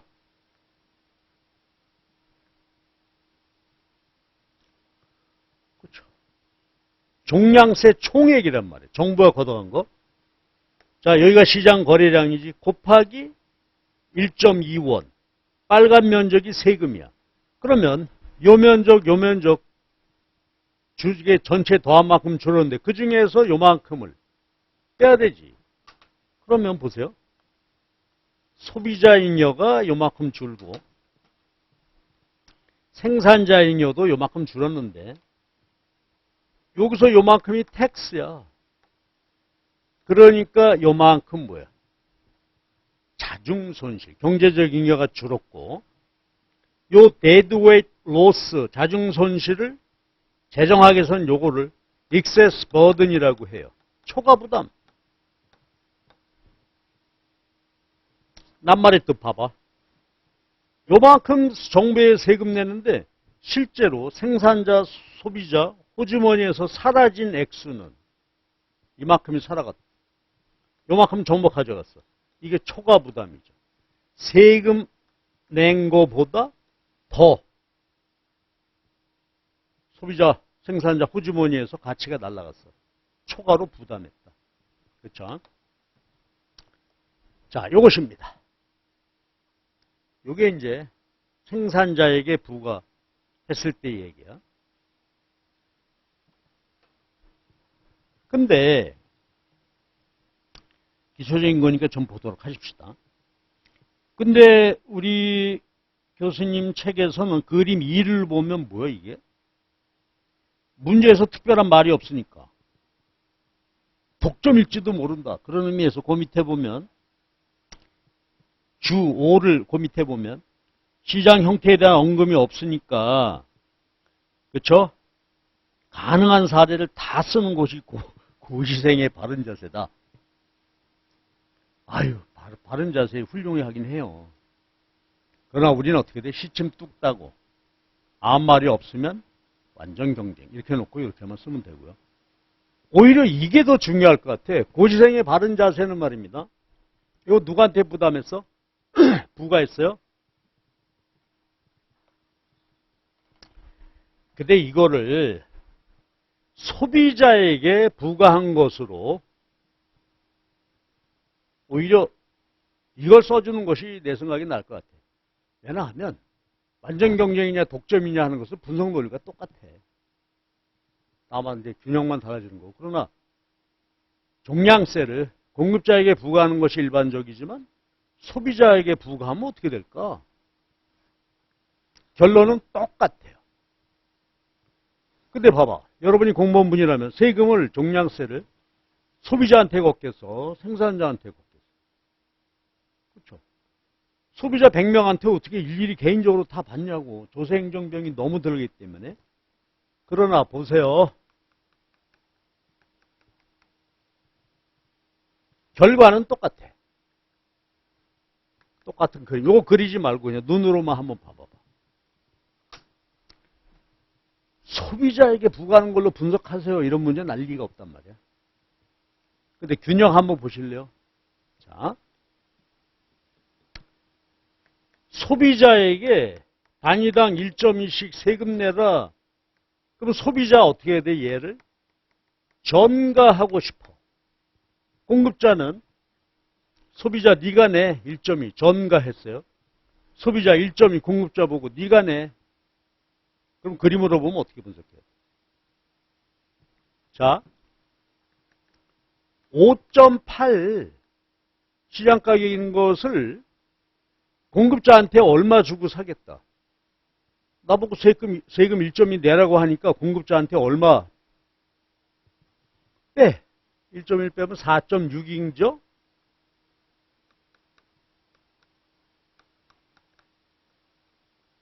그러니까 수요 곡선이 어찌 되나요? 요것만큼 밑으로 이동해. 4.6으로. 그렇지? 그러니까 새로운 균형이 여기가 된단 말이에요. 그럼 일단 거래량은 줄었죠. 그러면 해석해. 소비자에게 부과할 때는 소비자가 생산자에게 전가하려 해. 그러나 1.2 전체를 전가할 수는 없어. 가격이 내렸어요. 여러분 보세요. 가격이 얼마로 내렸을까? 요만큼 내렸을 거다 이거야. 요거하고 똑같은 수준으로 가격이 내렸어. 4.84로 내려. 자, 그럼 이제 보세요. 내가 얘기할게. 시장 가격이 5.8인데 소비자에게 세금 매기는 바람에 새로운 균형 가격이 내렸어. 그럼 요거 누가 부담한 거예요, 요거는? 공급자가 부담한 거죠? 공급자가 부담했어. 자, 그럼 소비자 마무리 해줘야 돼. 시장 가격 내려서 소비자가 요만큼 내고 샀지만 1.2 세금 내야 되죠? 그럼 여기가 6.04가 될 거예요. 그럼 말해주세요. 6.04는 뭐야? 세후 수요 가격. 세후 소비자가 지불하는 가격. 이렇게 된단 말이에요. 그렇죠? 그래서 공급자에게 부과하냐? 그것이 조세행정 편의상 맞는 말이야. 소비자에게 부과할 수도 있는데, 그렇죠? 모든 분석, 누가 얼마 부담하고 하는 것은 전혀 차이가 없다. 이건 아주 유명한 얘기야. 소비자에게 부과할 건.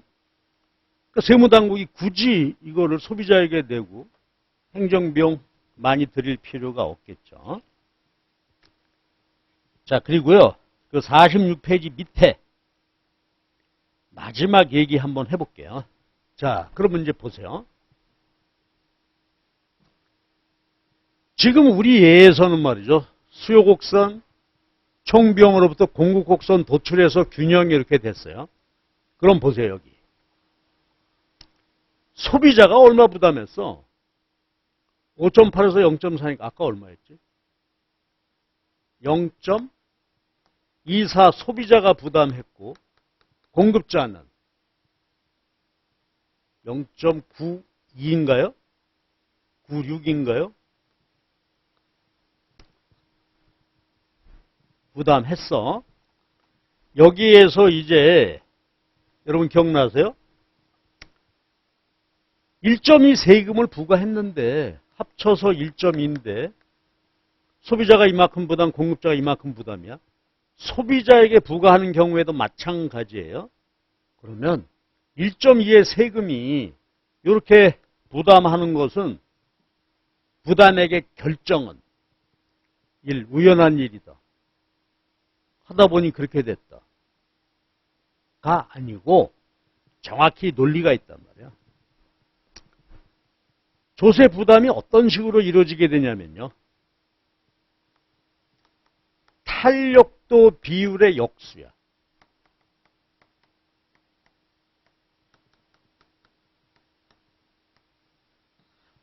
분모 분자 다 바꿔도 되죠. 분모의 공급, 탄력도, 소비자 부담, 공급자 부담액이 됩니다. 요거는요. 저걸 선분의 비례관계 이용해서 쫙 도출해보면 이런 관계가 돼. 그럼 보세요.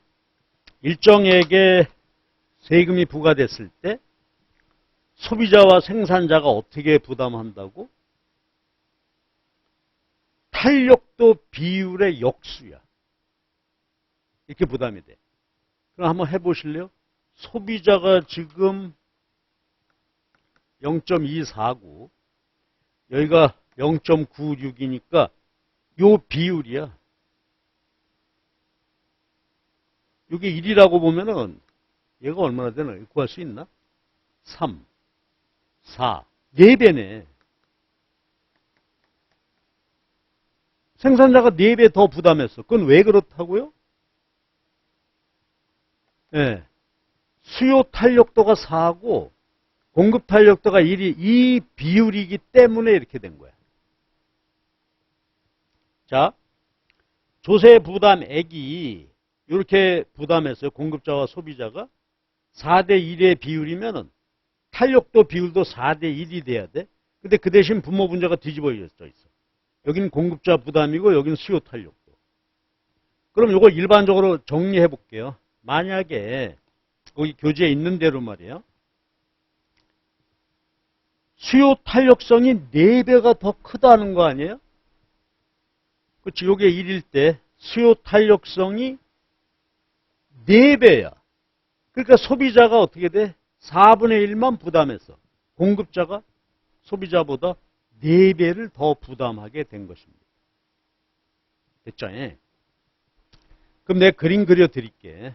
이렇게 보시면 수요 공급인데요. 수요 탄력도 하고 공급 탄력도 하고 그림 보시면 누가 더 탄력적이야?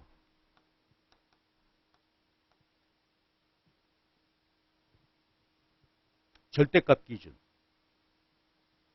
균형점은 똑같으니까 기울기에 따라서 결정이 되겠잖아요. 수요가 더 탄력적이지. 얘가 더 커. 아니지. 얘가 더 탄력적이죠. 그렇다면 결론은 뭐야? 탄력적인 쪽이 조금, 비탄력적인 쪽이 많이 부담하더라 이거야.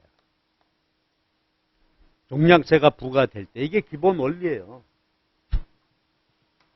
그림 한 번만 보여줄게. 자, 세금 부과돼서 공급자한테 공곡선이 종량세 상방이동했죠. 보세요. 이렇게 보시면 자, 여기서 요거는 뭐? 소비자 부담분. 가격이 올랐으니까. 여기서 여기는 그렇죠? 공급자 부담분. 어때? 수요가 비탄력적이니까 많이 부담, 소비자가. 공급이 탄력적이니까 조금 부담하고 정확히 이러한 수리적인 관계를 갈 수 있다. 그렇죠? 그래서 그 해소를 그렇게 그냥 스쳐 지나가듯이 하신 거야. 현재 공급 탄력성에 비해서 수요 탄력성이 4배가 더 크다. 더 크니까 4분의 4배 적게 부담했다. 이런 이야기가 되는 것입니다. 그렇죠? 예.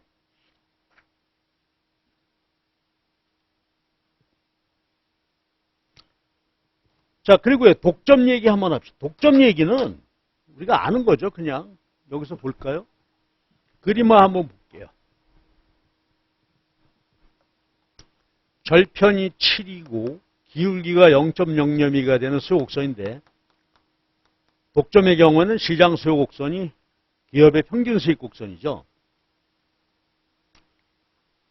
요게 MC야. 그래서 절편이 1이 되고 기울기가 0.08이 되는, 그렇죠?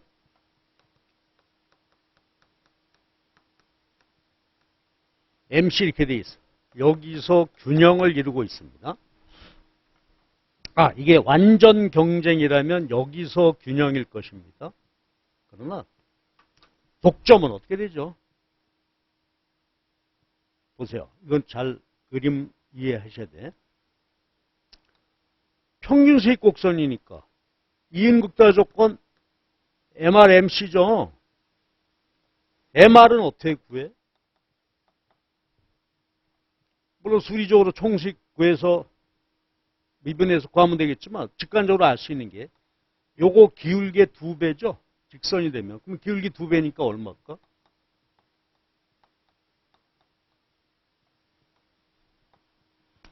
그러면 이제 됐어요. MC가 요거야. 이인극다 조건에 의해서 생산하고 여기서 가격이 결정이 되겠죠. 예.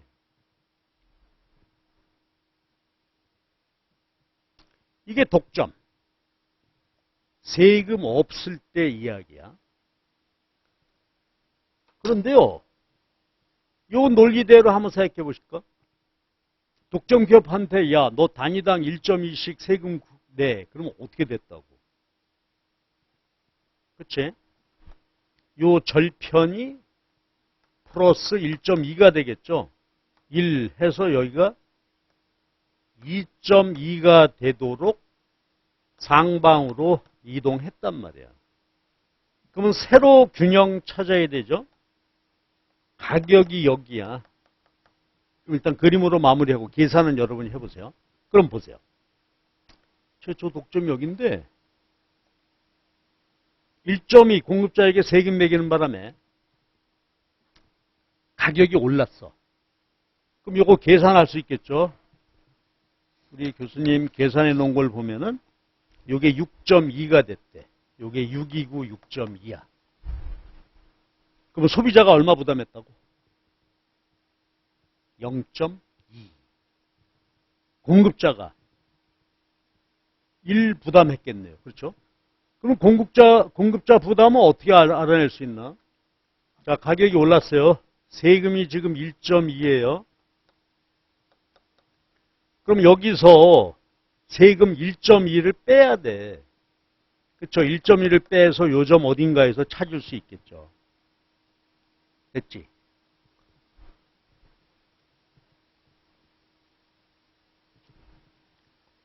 그리고 여기 나중에 나오게 되니까 한번 보실래? 이런 유형이 나오게 되는데. 자, 완전 경쟁 시장에 비해서 독점 기업에게 세금 매길 때 이야기입니다. 그럼 데드웨이트 로스, 자중 손실 얘기를 좀 해보십시다. 여기 완전 경쟁이었어요. 그러다가 독점되었다. 그때 자중 손실 우리 알죠? 얼마큼이야?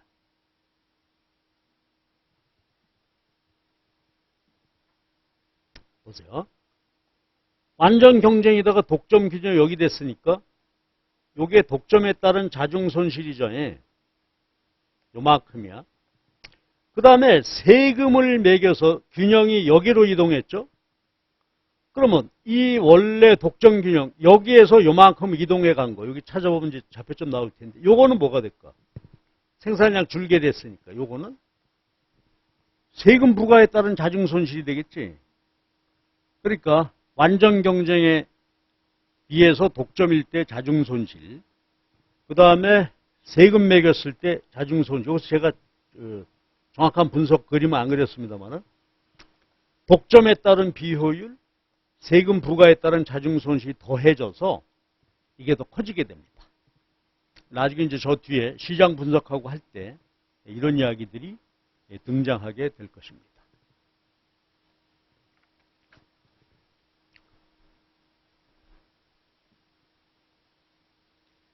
그래서 아까 쉬었다 할 걸 지금 이 문제에서 지금 1번 문제를 보셨어요. 그럼 잠깐 쉬었다가 2번 문제를 보도록 합시다. 자, 근데요, 제가 마무리하면 다시 말씀드리겠지만 여기서는 어때요? 그 수요 공급이라서 다뤄지는 무수히 많은 이슈 중에서 거의 다뤄지지 않는데 이런 정도 나왔다 해서 제가 부가적으로 조금 설명을 드리고 있는 중입니다. 그러나 아까 요거는 좀 챙겨주세요. 세금을 공급자에게 부과할 때와 소비자에게 부과할 때 요 분석 그림은 필요해. 나중에 이제 분석해야 할 필요성이 있을 때가 옵니다. 예, 쉬었다 하시죠.